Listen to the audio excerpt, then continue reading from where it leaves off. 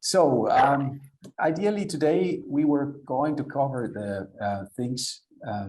I would like to give you my impressions of my last trip to Ethiopia. I was able to visit Ethiopia back in October of this year, and was between lockdowns and excessive or kind of difficult reality due to the fights the government is having with the rebels in the Tigray region, but also in other regions of Ethiopia. So the geopolitical situation in Ethiopia is kind of complicated for the time being.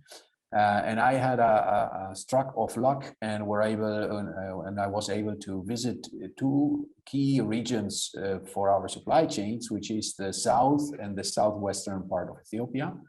And the southern part, this is the it's the Sidama and Yergachefe region. And in the southwestern area, it is the region around Jima, particularly Sheba and others. So we're gonna do a little trip to that part. But first and foremost, today's target is to explain and to look at the effects of old coffee trees and their effect on low productivity for farmers, and how better trees can contribute to a better livelihood for farmers, and how can a business or a roaster support the farmer situation. So this is just to bring us into the mood. Yeah, it was a fantastic trip. We had very good weather conditions. It stopped raining just before, a couple of days before I arrived, which was fantastic. Everything was very green. Some regions were still so muddy that we couldn't go and visit, but most of the regions could be visited, and the roads were quite okay, at least transitable. So this is the day of the arrival in Yergachefe, and what we are doing there is in these specific areas. I hope you can see my mouse. Like this is the area of the project. You see, basically this where the eye is of Ethiopia is Addis Ababa. Yeah, then you drive. This is the axis where the road goes to Hawaza, which is one of the capital cities of the Southern Nations people. And then you have Dilla, and with Dilla in this area is where the project, where the different catchment areas of the project are. We work with farmers around Shantewene, which is Sidamo. Then we have two further catchment areas in Gederbergicho, Nurakurate. These are also Yergachefe areas. We have Mesfin Leseyan and two more in the south. These are, forget the names, I think that's not necessary to recall the names. It's important to see we have 6 areas where we have, on each area, we have 10 demonstration plots and 1 farmer trainer, and each demonstration plot covers around 30 farmers. So 1 farmer trainer has a demonstration plot where he trains 30 family members. This is the important relationship, I guess, and thanks to these trainings, farmers get access to a lot of knowledge that they are not receiving for the time being. Most of them have never the chance to go to learn about agriculture and about good agricultural practices, and even a sort of modern way of understanding business in agriculture. So this is something representative for a lot of different coffee regions, but in this case, we can measure it in Ethiopia. We work together with Enveritas, which most of you will know. Enveritas, they do a perfect screening of that area. They deploy the problems of the area to us. And according to the things we see, due to their analysis, we then design and training modules. Yeah, and we do this project together with the United Nations as a partner, and a local NGO who then in turn does the trainings with the farmers. We have a new guest over here. Okay. Good. So this is in a nutshell our project region. And from there on, the interesting part is that's the project we deploy in that region. It's called the Farming Accelerator. Hello, Daniel. Good to have you with us. So this is part of the trainings as we are doing them in that region. We have one of our pharma trainers on one of the demonstration plots, in this case, showing the mulching work. But as you can also already see here, you will see this absolutely old tree, yeah, poorly built. You see little ramification, and it's more a yeah, I would say it's wild grown coffee. Somebody planted a coffee tree, but nothing else happens there so far. So these are basic techniques of mulching, where they use ground cover to retain humidity in the soil. Nothing from the other world. This is basic agricultural practices, but even these kind of practices need to be trained because the knowledge is not there. This is another thing that we found as being very helpful for them. It's composting techniques. Also, farmers are not able to get access to chemical inputs for increasing productivity, at least in this part of Ethiopia. And in most parts of Ethiopia, chemical inputs are simply too expensive, and therefore they simply utilize nothing. And in order to get them aware on the effects of composting, we use examples that are very simple, like saying, look, here are your children. It's important that your children also get properly nourished. So we are creating good nourish for your soil over here in the composting. And when the composting is ready, you can feed your trees, and your trees will yield more coffee beans. So that's the basic easy narrative. At the end of the day, it takes over a year to see the effects, and therefore sometimes they forget about what the effects of the composting to the tree. This is one of the most difficult parts of all the trainings. It's when it comes down to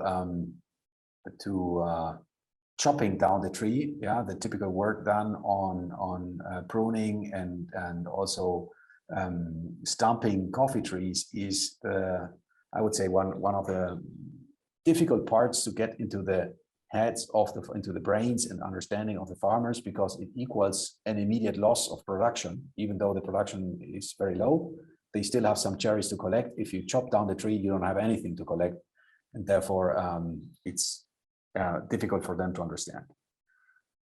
And the reality over there is exactly this. You see super low productivity.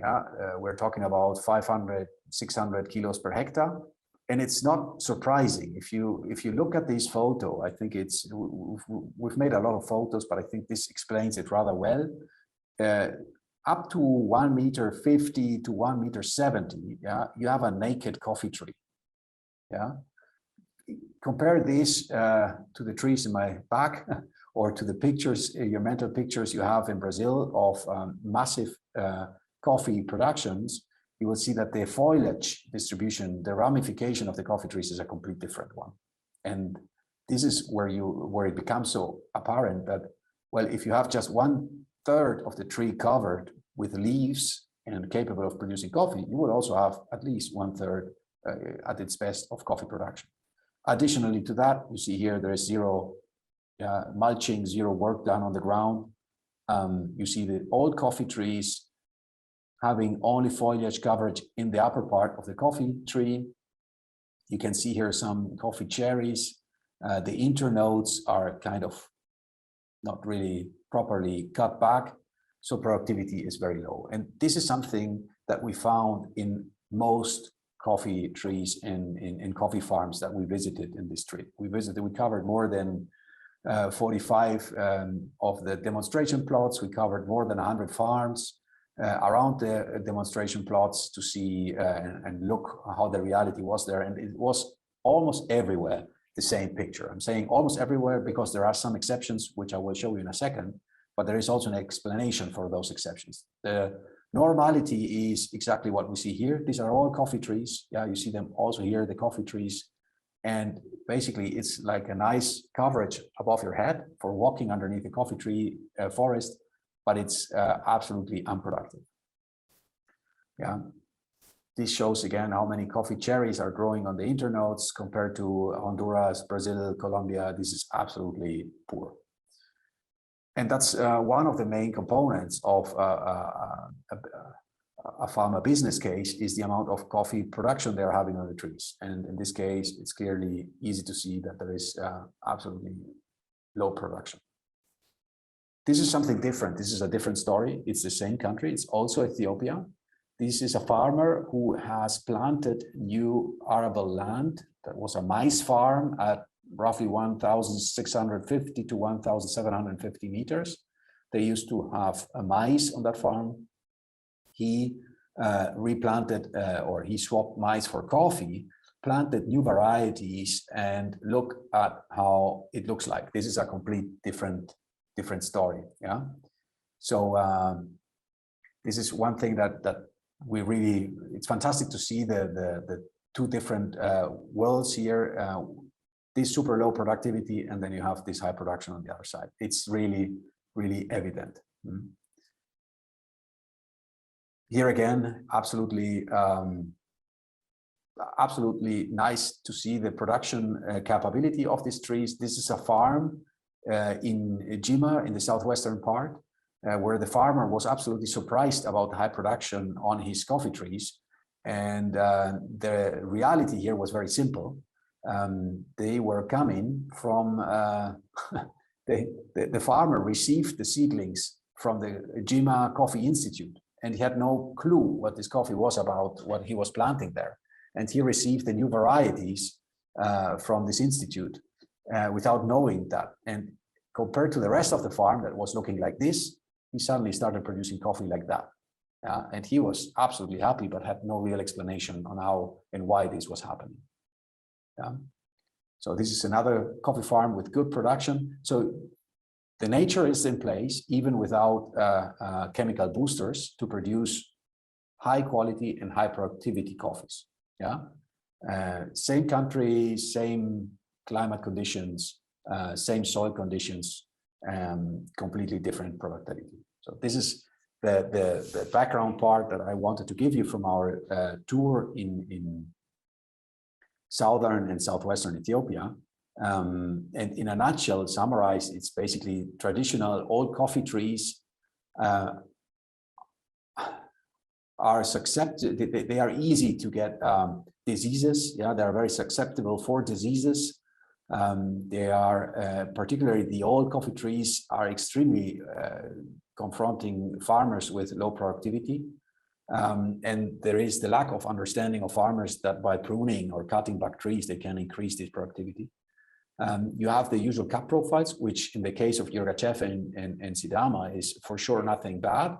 But in other parts of the world, you could surely improve the cut profiles if you adjust the coffee, the coffee tree variety. And you have super low climate resiliency, and as a result, you have a low profitability per hectare. Yeah. So I think at this point, Alexa, I'm going to hand over to you, so you can take us through the show from now on. Thank you, Philip. Can you advance the slide, please? I really like the images that you presented of the high and low yielding plants, because it's just so visible when you have it in front of your eyes. And the challenges in Ethiopia, as Philip mentioned, are universal in all coffee origins around the world with old trees. So if we want to keep drinking good coffee in 20 years, I have some decaf Peru right here. If we're concerned about the well-being of the farmers growing our coffee, we need to make some critical investments today. So World Coffee Research, we're an international nonprofit focused on agricultural R&D for the coffee industry. We're driven by the industry, and we focus on the plant because the plant is the foundation of a farmer's business. So I want to give you the metaphor of a house to think about. You can make a lot of investments in plumbing, in electricity, in fixtures, and a good roof, which are all really necessary investments. But if your foundation isn't solid, your house will be at risk. A good, strong foundation keeps your house standing while nature wreaks havoc around it. And let's face it, we know climate change is wreaking a lot of havoc in coffee origins. There's volatility in rainfall, extreme weather events, and the gradually rising temperatures. So next slide, please. The tree that a farmer plants is going to be in his or her field for 20 or 30 years. It is the single most important investment that he or she can make, the foundation of their business, of their family, of their livelihoods. So it really needs to be the right one. You can see in this picture, the older variety on the one side died of a sudden frost, whereas the new improved variety survived. So it's feast or famine, it's prosperity or poverty. We have a strong case here for new varieties, but there is no magic variety. There is no single magic seed that's going to solve all of our problems. We need a lot of them. We need different solutions for different environments. We need to do better than what we're doing today. So we can do better with current varieties. We can also do better by creating new varieties in the future that are going to improve productivity and ultimately improve a farmer's livelihood. So at World Coffee Research, there's two areas of work that I want to share with you about today. One of these is our nursery program, which has an immediate impact today. And the other is our breeding program, which is longer timeline, 10 to 30 years. So the seed of a tree is where it all begins, and the seed needs good, pure genes. So before I take you to Uganda, I want to just explain a little bit that when it's time to plant a new tree, most farmers are going to get their seedlings. You may know this from their fields, from their neighbors, from a small local nursery. In some cases, they're handed out by co-ops or exporters. But the vast majority of smallholder farmers don't exactly know what variety they're growing in their fields, like the situation that Philip explained of receiving, well, to his benefit, the farmer received a great seedling, but most of them don't know. They can make an educated guess based on size, leaf or cherry, but they don't really know for sure. And this really matters because different varieties do different things. They perform differently in different environments, and they have different requirements for fertilizer and nutrition if a farmer can access that. So if the farmers don't know or can't trust what they have, they're exposed to huge risk, and they could be locking themselves into lower yields, lower performance, lower quality, and ultimately lower profitability that's going to affect them for the next 20 or 30 years. So for many of these, that's half of their lifetime. To demonstrate how significant this issue is, we conducted a survey of seed lots in Mexico in 2019, so pre-COVID, and we found that less than 10% of the varieties were actually true to type. So it means that we could use DNA testing to see, and 90% of them were not the variety that farmers thought they were. They were a completely different one, or they were a mix because of cross-pollination that had happened at the nursery. We've been testing a lot of other seed lots since then, over 130 in Latin America, and now the average is about 75% of the plants are not true to the type the farmers thought they were. But the good news is this. Hang on, sorry, Philip, if you can go back. Yeah, I want to just speak to this Uganda situation. If you plant a pure variety, there is tremendous upside potential. And this is a really powerful data point coming from Uganda. So Robusta, which is 80% of the coffee exported in Uganda, it's very susceptible to something called coffee wilt disease. This disease is so intense, it results in tree mortality. You have to cut the tree down and burn the material so that it doesn't spread around your farm. About just over 20 years ago in 1998, it destroyed 45% of the Robusta trees in Uganda. So kind of a la La Roya. The National Coffee Institute there developed a few varieties that were resistant to coffee wilt disease. And WIPO, an international group, did a study and found that if farmers were able to get these pure coffee wilt disease resistant varieties in their fields, they would generate incomes of 250% more than the old varieties, which is very powerful and very compelling, and means it makes a world of difference to these farmers. So, okay, next slide. The solution, knowledge is critical. One, farmers need to know what varieties there are available and what's the best fit for their farm.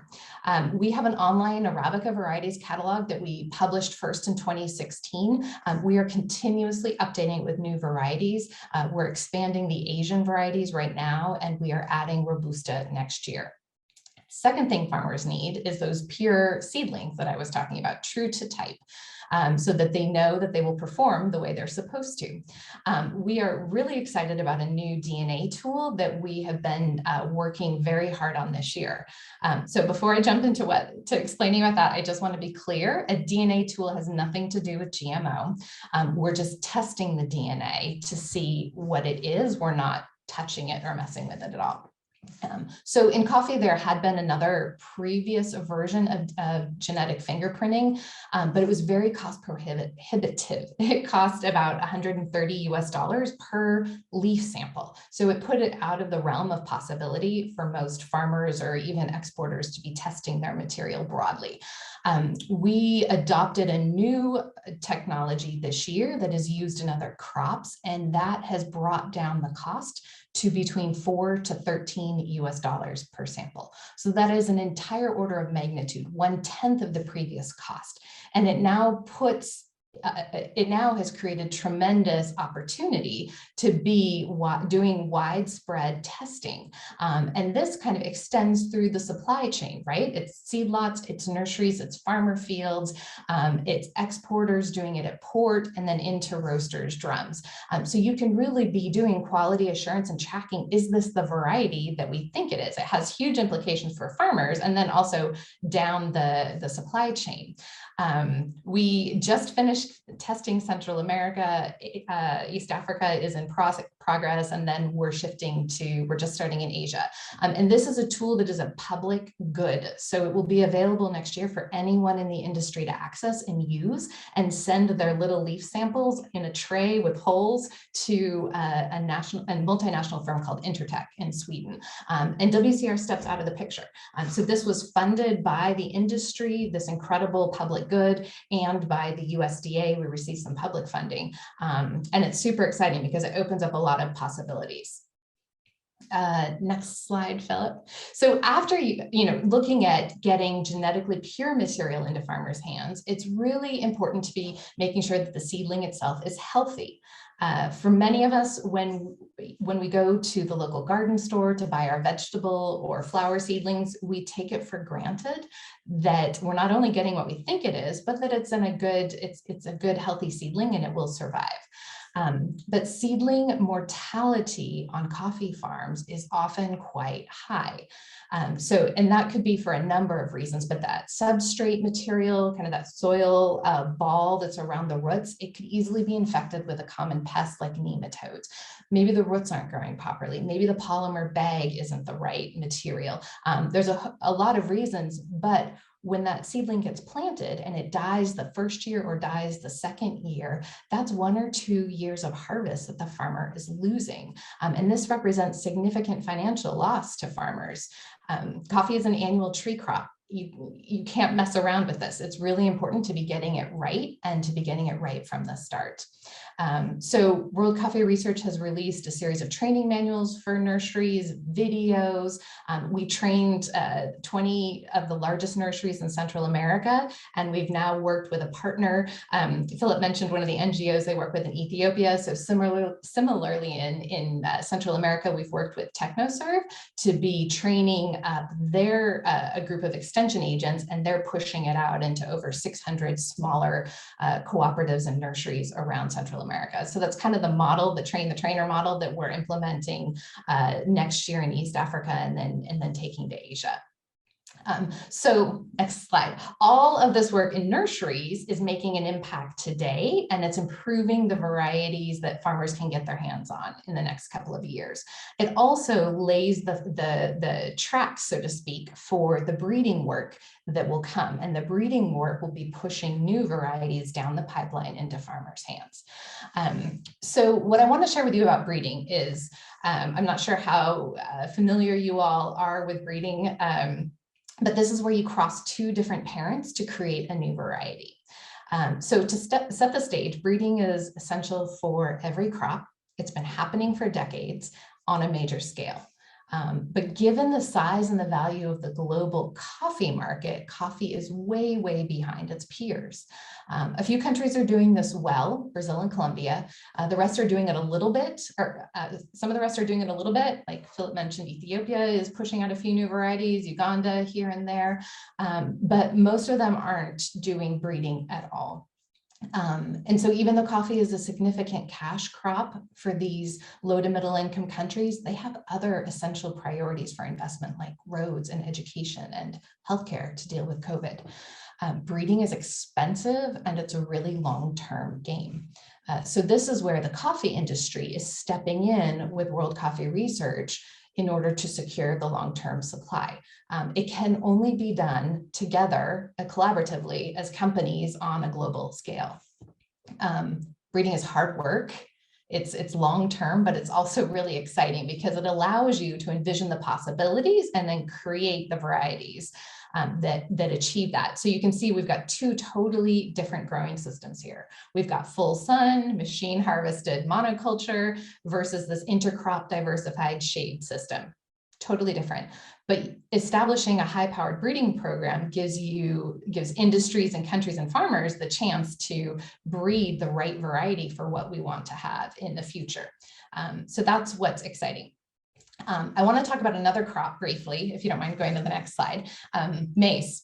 So this is a great illustration of what's possible with breeding, specifically with regard to yield. So on the right, you can see how much land was required to produce 672 kilograms per hectare back in the 1940s. This was at the start of the Green Revolution. So over 80 years, you can see the kind of gains that were achieved. So then by the time you get to 2019, just a little bit of land is needed to produce that same 672 kilograms of maize. That's what's possible with breeding just to yields. Next slide, Philip. So then yields is one thing, but we also have a list of other criteria that we'd love to see in these new varieties. High yielding, good in the cup, climate resilient, more profitable, tolerant to pests and diseases. We can achieve this. So I want to jump in again with another comment about GMO concerns, because corn maize is something that has utilized a lot of GMO technology. Significant breeding gains can still be achieved the very old-fashioned way, where you're painting the pollen from one plant onto another. There are new tools, however, that speed up the breeding process and increase the accuracy of hitting your wish list, your targets.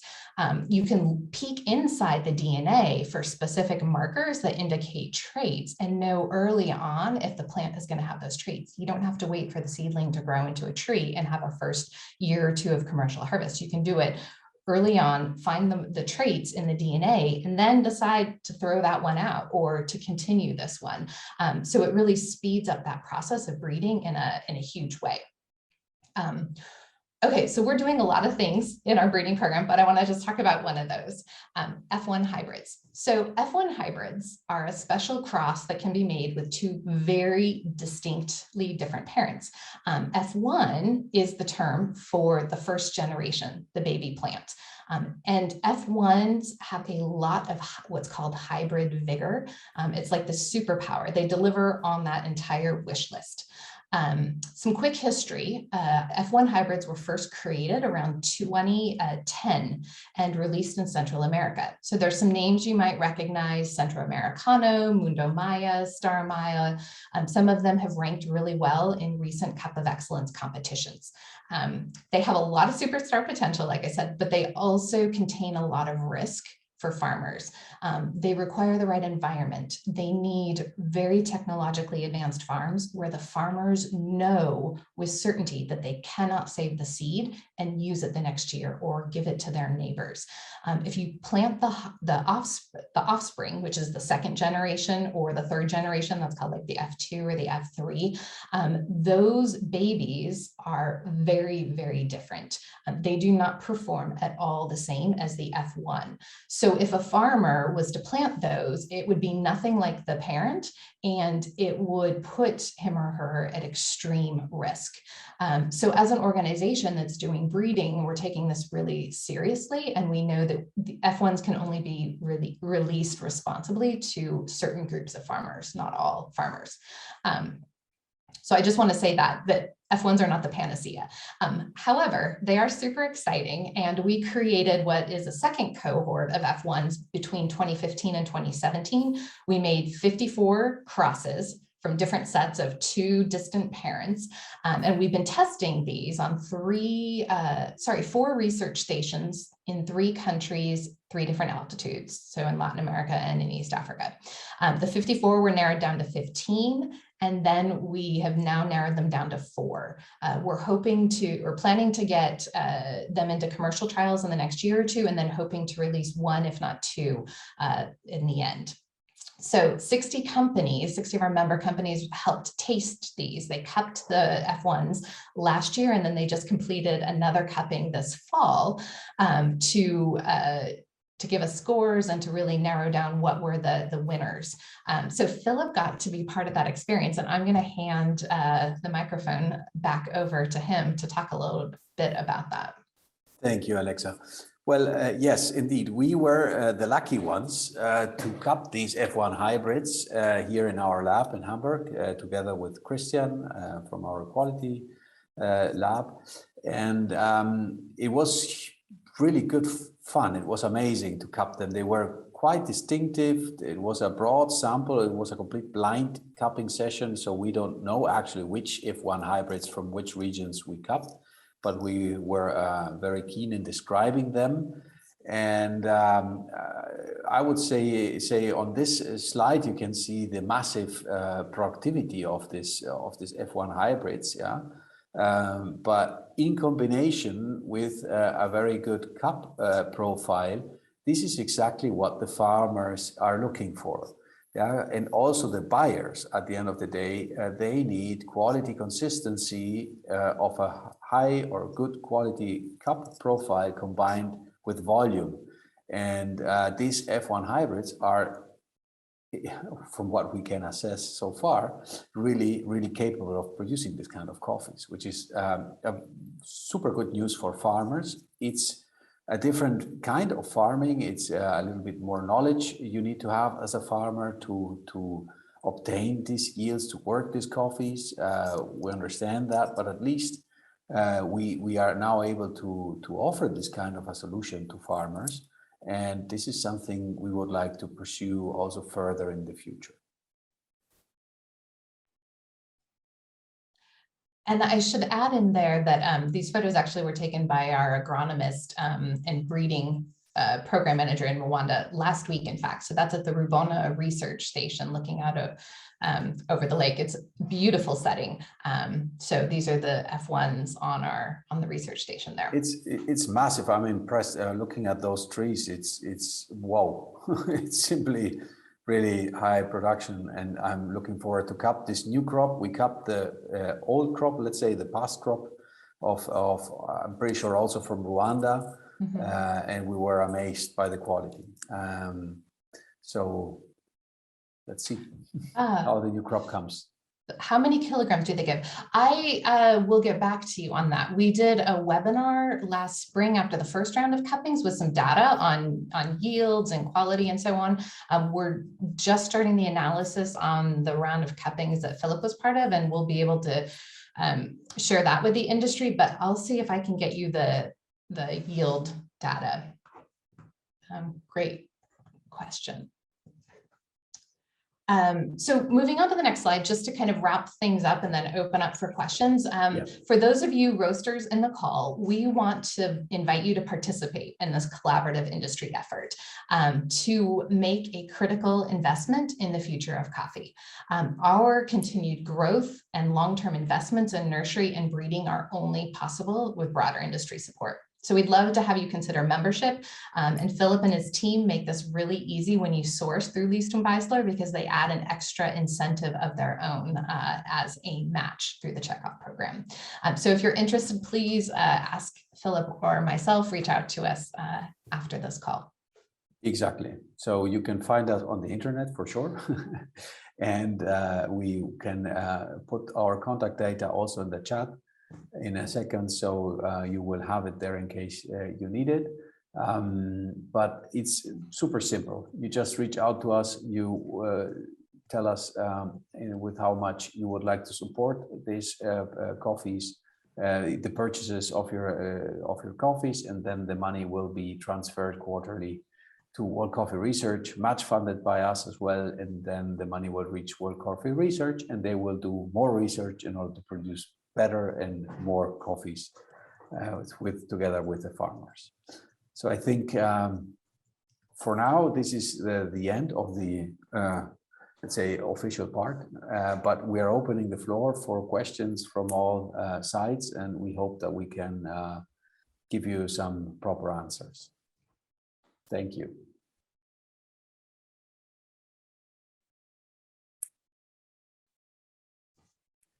Oh, we've got Paul, please. Yeah, thank you, and a great presentation from both of you. Very useful, and I think, you know, for somebody like me, having come to coffee from other crop areas, you know, there's an awful lot that you're talking about that is tried and tested in terms of having been used in other industries as well. And can I just go back to the sort of the very early slides where you were talking about you know, the difficulties of getting farmers to understand the relative yield from old trees, from trees that haven't been particularly well pruned versus those that have. Is the work that also sort of demonstrates the sort of the break-even point financially between the sort of the, you know, the income from trees that have been pruned versus those that haven't, and the sort of the level of change, the level of either pruning or replacing with new trees that's sort of required to ensure that, okay, there will be a short-term financial sort of drop as you start, but where that break-even point comes, and then therefore where the overall income starts to become positive compared to the status quo. Because I guess that's also an important part for any farmer, of understanding, yes, I can see what you're doing, but I also need to understand the sort of the financial elements as well. 100%, Paul. I mean, this is kind of key when taking the decision to cut down a tree or to leave the tree as it is. Yeah, and the difficulty we are seeing in our projects is that there is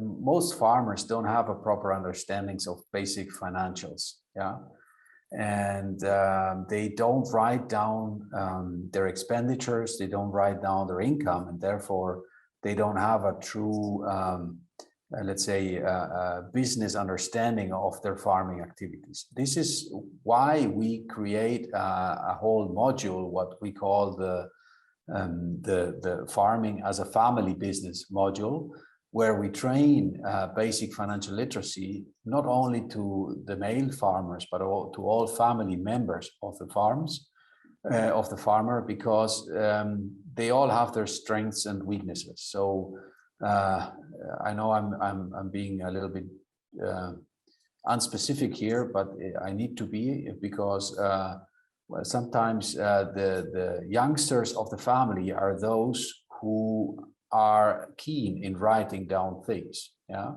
sometimes the wife of the farmer is the one who manages the financials, the finance of the operation, and therefore it's important to get her on board to better understand the business dynamic of the farm. At the same time, the farmer himself is the one who sells the coffee and gets the money for the coffee, and then there is a discrepancy between the amount of cherry sold and the money he is reporting to bring back. Yeah, so there's a lot of let's say cultural differences and but also simple lack of understanding business logics at smallholder farmer level. Yeah, so it's key for them to understand, but before you can even tell them about a break-even point, they need to understand that a younger tree and a healthier tree is better than an old tree. And if you look at the interspacing on these farms, yeah, you still have enough room for planting a new tree without the need of removing the old ones. Yeah, and trees also, because they are so old, sometimes they die. So you uproot the old tree and you plant a new one. So every time you need to replant because the farm or the nature is giving you the opportunity, that's where we see a huge possibility of offering high quality seedlings that will produce better and more coffee for the farmers. Now, this needs to be done in parallel together with increasing the awareness to the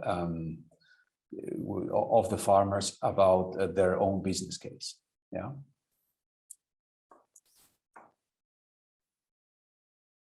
So I hope I could answer your question, Paul.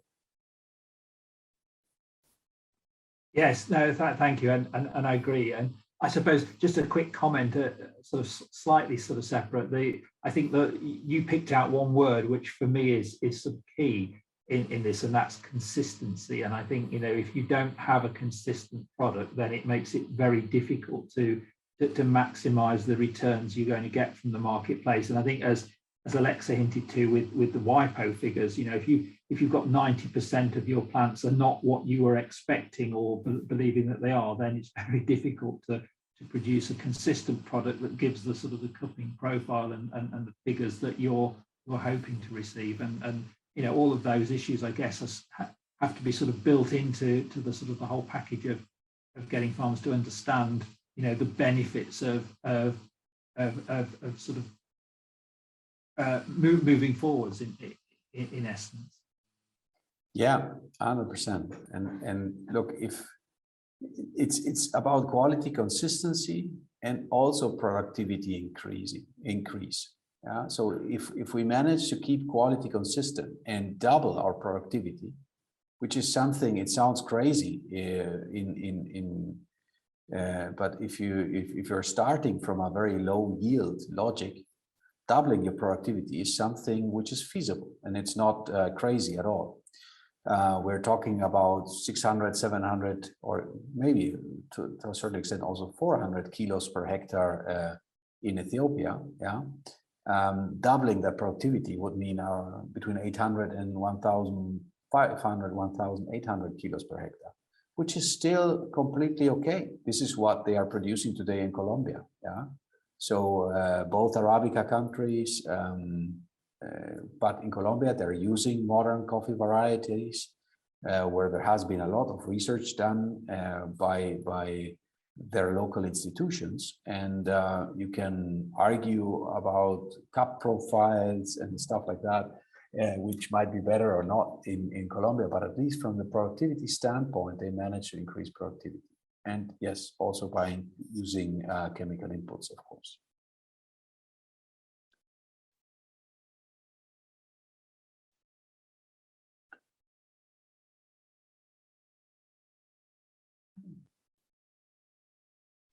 Oh, Charlene, please. Yeah, I have a question for Alexa.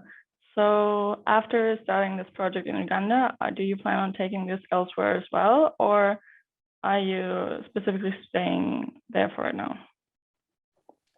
Good question. So I reference Uganda because I've been working there with our agronomist on a project proposal. But the work there with nursery is sort of our entrance into East Africa, and we'll be expanding into Kenya and Ethiopia. Those are our 3 focus countries in East Africa. We have 5 in Latin and Central America, and we have 3 in Asia. So altogether 11 focus countries for our work that are basically the tier 2 origins, coffee origins below Brazil, Vietnam, and Colombia, so that we can, and our 5-year strategy is to really build up these 11 countries with intense investment in nurseries and breeding. I didn't get into other areas of our work like trials, but to make these really solid, strong origins for industry to be buying from for years to come, so that we don't have a world in 10, 20 years that is even more dominated by the big 3, but that there is a strong diversity of supply. Thank you.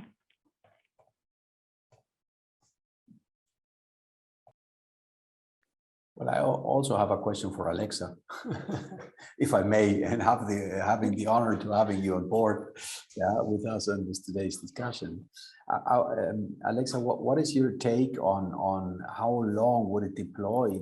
Did you make some projections on how long it might take to deploy F1 hybrids to, let's say, your 11 countries? That's a great question. So I know that we're going into commercial testing in 2022, 2023. So then, right, they have to get planted. You need at least a year of, or a solid year of commercial harvest. So that's like add on 3 years, you start doing the math. And then the National Coffee Institutes need to be buying into this and agreeing to release it. So, you know, you can't, we've realized, I think early on, WCR was trying to go around the National Coffee Institutes and work more directly with exporters and with farmers, and that's not possible. The National Coffee Institutes are too important. They're the gatekeepers, and it's essential to be working with them. So we'll have them involved, and hopefully they'll be blessing and agreeing to these new varieties. And so probably then we're realistically talking like 8 years to get into farmers' fields. So it's then seed lots, nurseries, you know, the whole pipeline before we can get these into farmer hands. So in the meantime, there's other improved varieties. Maybe one of the ones that I've been thinking about and talking to people about lately is Batian, which is an improved variety, not an F1, it's a pure line. The Kenya released in 2010. And so we've had it in research station and farmer field trials in Rwanda and Uganda, Malawi, and Tanzania. And Batian has shown tremendous promise, not everywhere. It's definitely, you know, coffee's like wine. It does really well in certain terroirs and certain elevations and not so in others.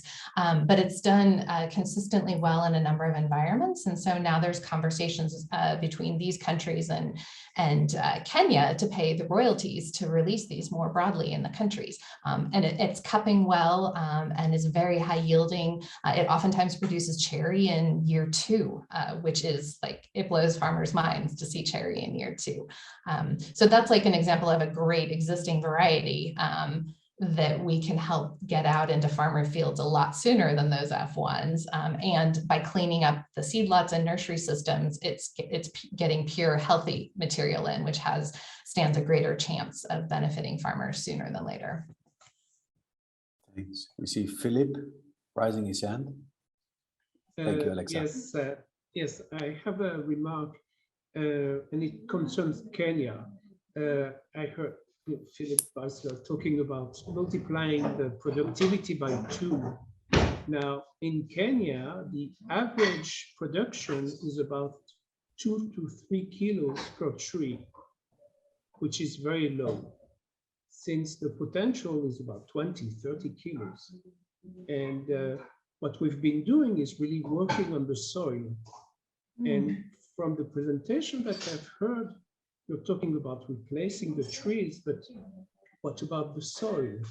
Because, you know, if the soil is poor, then even with the best tree that you bring in, after a while, the tree will just, you know, go down.